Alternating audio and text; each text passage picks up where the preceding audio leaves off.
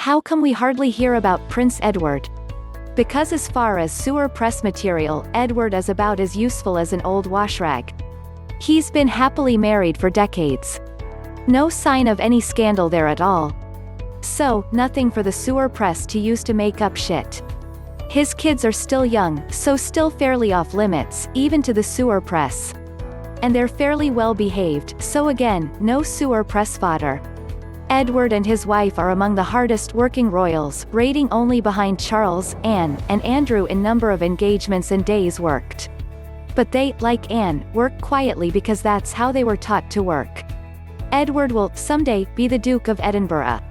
Once Charles is king and his father's title has reverted to the crown, he is expected to bestow it upon his little brother. That has always been the plan. To that end, Edward has, for many years now, been quietly taking over his father's duties with the Duke of Edinburgh scheme, among other duties. So basically, we don't hear about Edward because Edward is boring. And likes to ride around with birds on his head.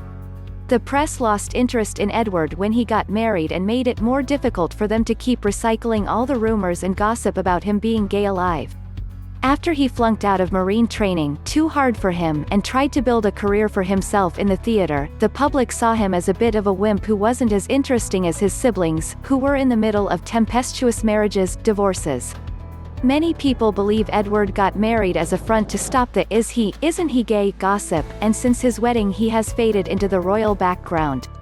He's the least exciting of the Queen's children, and the press know the public aren't particularly interested in him. We hardly hear about him because his name doesn't sell papers.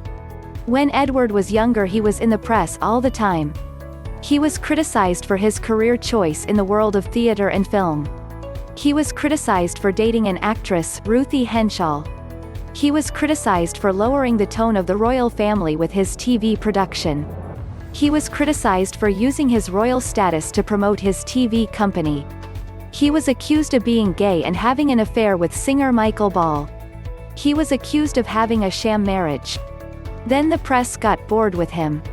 He turns up diligently to all his events but no one notices, so he gets very likely publicity or public awareness for them. I think he might be boring to some people. Maybe he's the smart one. Don't do anything to attract the sewer press. They leave you alone. Every time I see him he seems happy because he has a loving family. I hope he steps up the work he does. He will have to, as the Queen might not be able to travel much because of the virus. I think the nasty Nevilles should leave him alone. He isn't to everyone's taste, but so what, he's a nice person, or seems to be.